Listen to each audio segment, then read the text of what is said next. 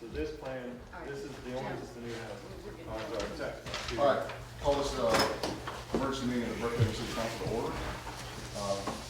Susan, if you call the roll. Yes, Mayor J. Max Davis, Here. Councilmember Rebecca Chase Williams, Present. Councilmember Jim Iyer, District 2, Here. Councilmember Bates Madison, 3, Here. and Councilmember Joe Gebbia, 4. He's on his way. Is that- Goes on his way, I'm way out front. Okay. All right, agenda 3. The agenda item is resolution 2013-12-04, moratorium on any action by community development zoning board of appeals regarding granting variances of the city's ordinance on stream buffers. To provide clarity to the intent of the stream buffer moratorium that was passed by mayor and council on December 17, 2013. All right, so we are here to clarify the intent of the moratorium. The first thing we need to address is that the moratorium should not apply to permits that are currently in process. Correct. Because of the Anything- vested property rights of those who've already been in process. Correct. Anything that has been filed prior to the enactment of the moratorium, whether it's an application that's been submitted and not yet reviewed, or one that is before the ZBA this evening. Okay.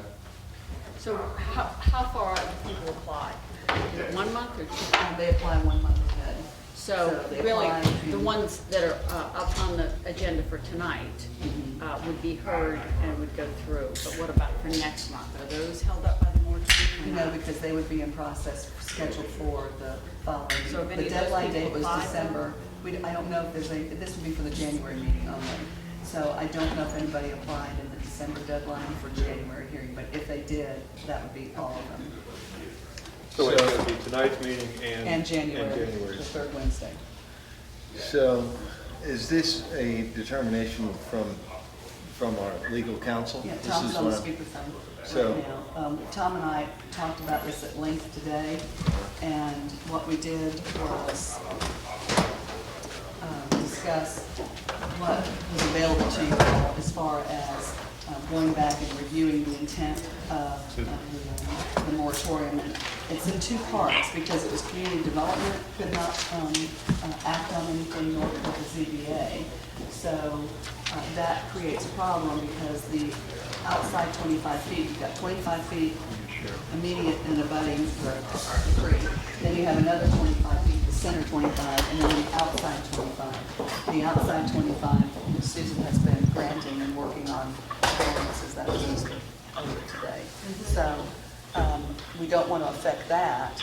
But so we were talking about, okay, what do we do? Because she could do it administratively, should that be done and allow her to handle that and still hold the moratorium back? But the problem with that is, for her to go back, she still has to post the property. These properties are already posted for ZBA. So she'd have to stop that, repost for her consideration to let the public know, and then notify them by mail. So we're not helping the situation out with those applicants that are there tonight. So there's a public hearing scheduled. We expect people to attend. The applicants have been re-notified to come to the public hearing tonight, so we're But asking. residents were not notified now. Right, So there's no so they're harm in coming. foul Right, so they're And definitely people who coming. had the administrative variance were told this didn't apply to them. Were they somehow told that it did? Yes, because they understand, That and I was think mine. and I think that was the misunderstanding from last night's action Okay. was, what does this, who does this really encompass? Okay. And anybody with an administrative? Can you hear me? Yes. Yes. Okay, let me give you the version is, even though we enact the moratorium, then those that have applied prior to the time of the moratorium still have a vested right to ordinance that's available today.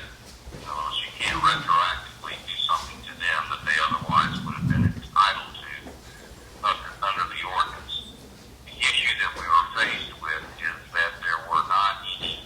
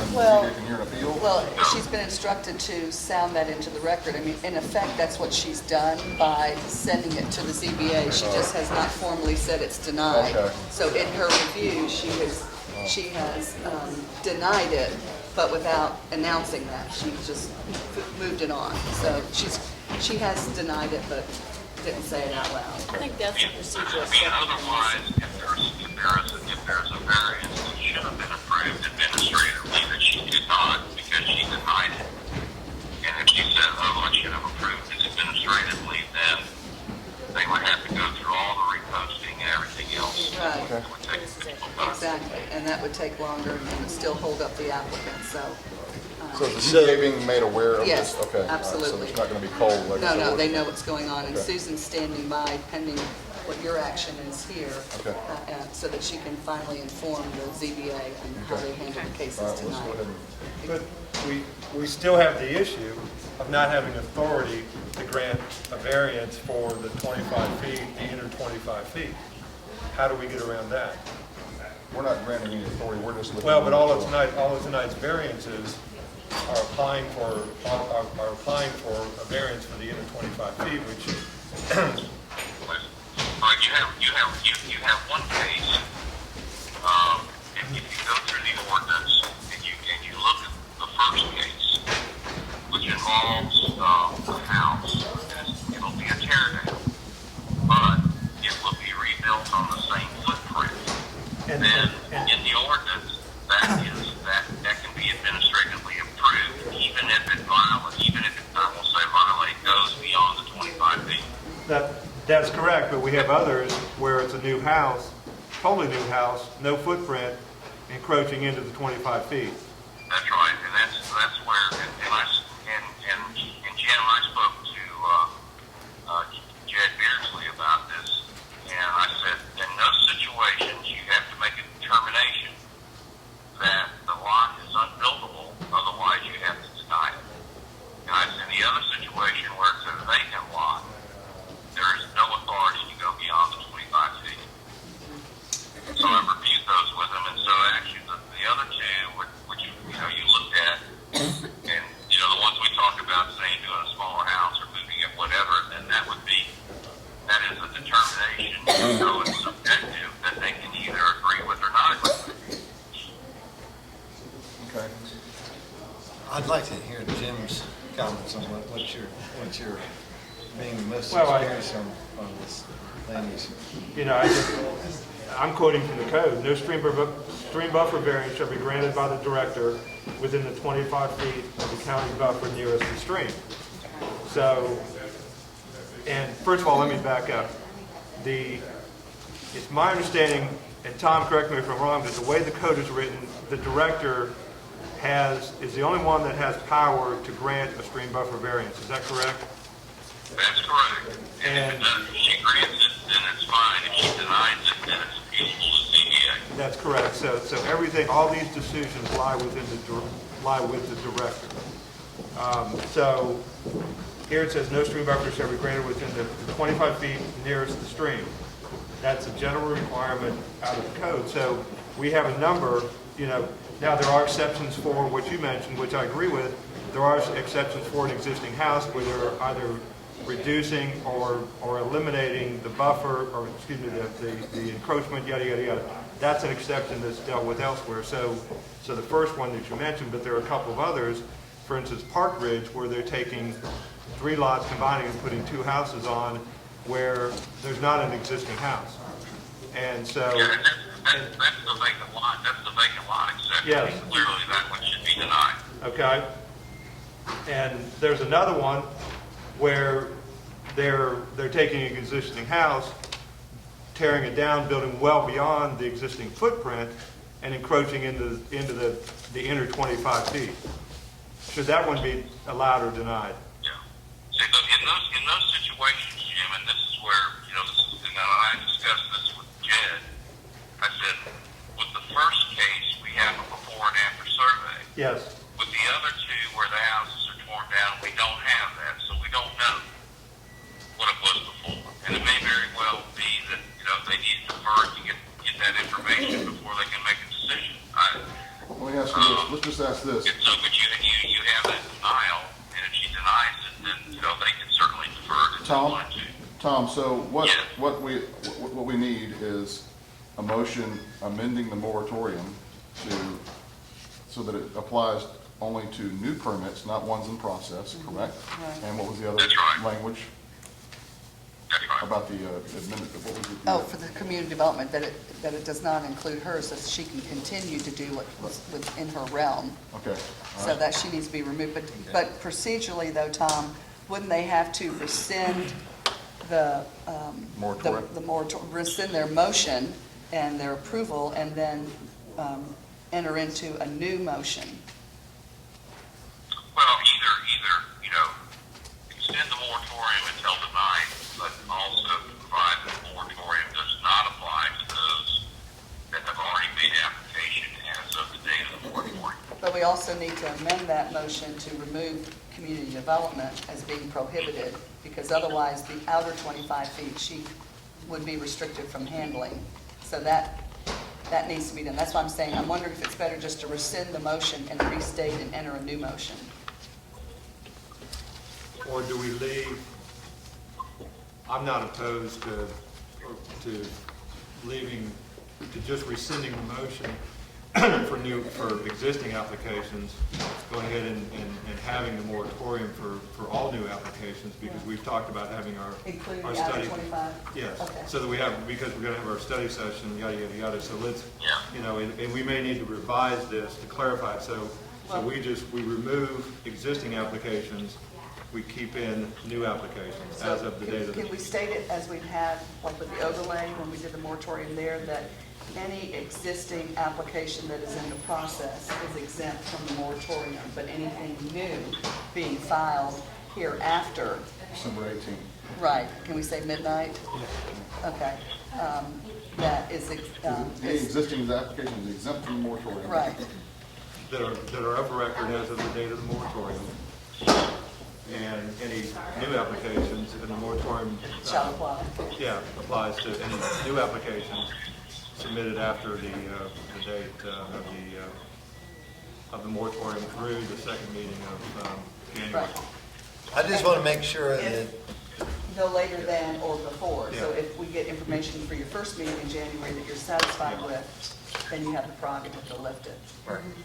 I just want to make sure I understand the origin of this amendment to the motion.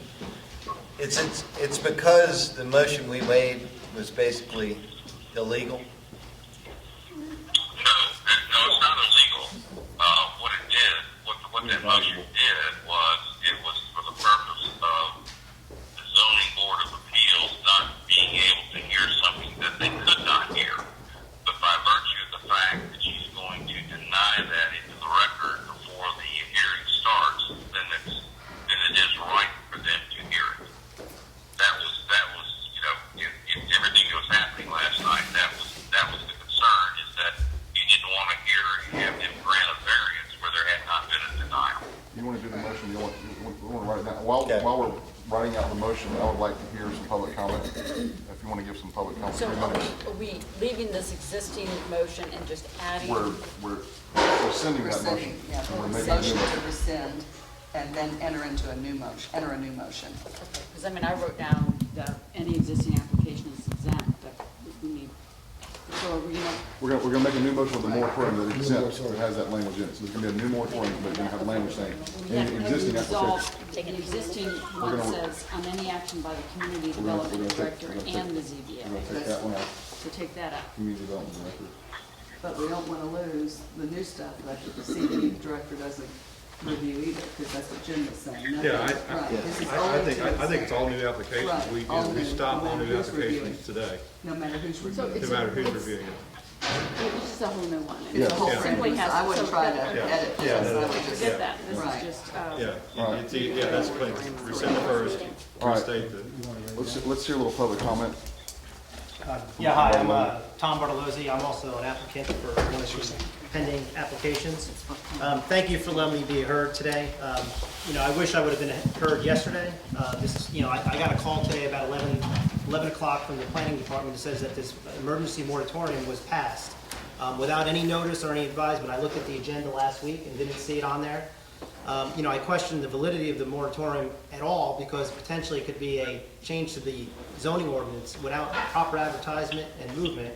I know we've heard about the vested property rights, and it seems like we're going to try to address it, at least for the existing, which I agree, because that's a vested property right which you can't take away once you have a pending application. The one thing I've heard, I understand procedurally she's going to deny it. I have an application that staff has approved. I want to make sure that I'm not further jeopardized by going to a hearing, and then at some point I'm denied and move forward of it. So I just want to put that on the record. To answer your first question, as far as the authority, the stream buffer is chapter 14, which doesn't fall under the zoning code, zoning code regulations. It's outside of only chapter 27, which deals with zoning. The notice and period applies that you're talking, and I'm not saying that that's... Yeah, but you're still going in front of the zoning board of adjustment, so obviously there's some argument. I'm just saying, I'm not going to argue the merits of it. I'm just saying that's potentially a matter because you're going in front of the zoning board and you're making a decision that affects zoning. I mean, I understand that it's out of the 27 and it's in the 34, but... Yeah, go ahead. You know, the reason we're having to do this, and I understand what your discussion is that administratively, if she had accepted it, that she would have had to done a separate posting of what you paid for to do for the zoning board of appeals. So by virtue of what we're doing here, where she'll stand up and deny, and she's talking about this in the work session, and I've talked to Jed Beardsley about this as far as particularly your case. That should have been approved administratively. But if we just approved it administratively, if we wanted to do that today, then we'd have to go through the reposting again. So Right. this is the way by which we can take care of it tonight. Right, but can I make this comment, just so that, Yeah, to follow up with your, because the concern is to enter a comment into the record of recommending denial and then to have a planning analysis that recommends approval. What happened, the mechanics of what happened by sending it to the ZBA, in effect, the staff did deny it. That's why it was sent to the ZBA.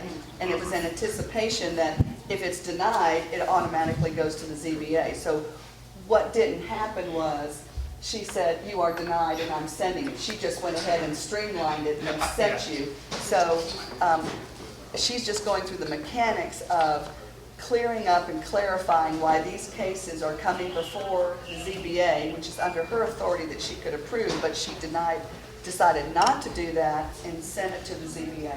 So I think for your comment, this is just semantics and because you've got a plan analysis. Yeah, listen, that at the end of the day, like I said, if I don't get jeopardized, I'm going to be moving forward. And like I said, I supported City of Brookhaven. I moved forward of it. I thought this was the moratorium and the way it was handled was a little ill-advised. I appreciate everyone coming there and clarifying it because it helps our existing application.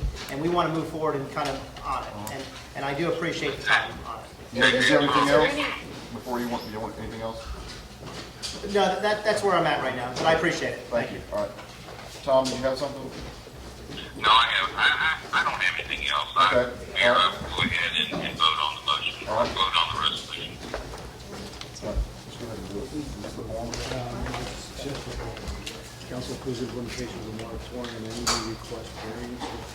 new request for variances within the 75-foot street buffer zone. The existing application is exempt from the moratorium. Moratorium goes into effect Monday, December 18th Midnight. at midnight. Goes into effect midnight, December 8th. There it is, midnight, December 18th, and it's to end on or before midnight, January 23rd. That's the Right. fourth street. Okay, so we got a first, there needs to be a motion Rescind to that. rescind this motion that was done last night. Is there a motion? I'll move that we rescind resolution 2013-12-04. Is there a second? I second. Any discussion? All in favor of adopting the rescission of resolution 2013-12-04, signify by saying aye. Aye. Aye. All right, all opposed? All right, the resolution is rescinded. All right, so is there a new motion on the floor? We need a motion number, Tom? Just after 5. Okay, so repeat the number. 2012-12-05. Now, is there something we need to put in here about Susan? That, it's, this one, no, because this is, you're Okay. saying it's all new applications. Okay, cool. Within So, the 75 days. I'll read the ones that Or any existing. council approved.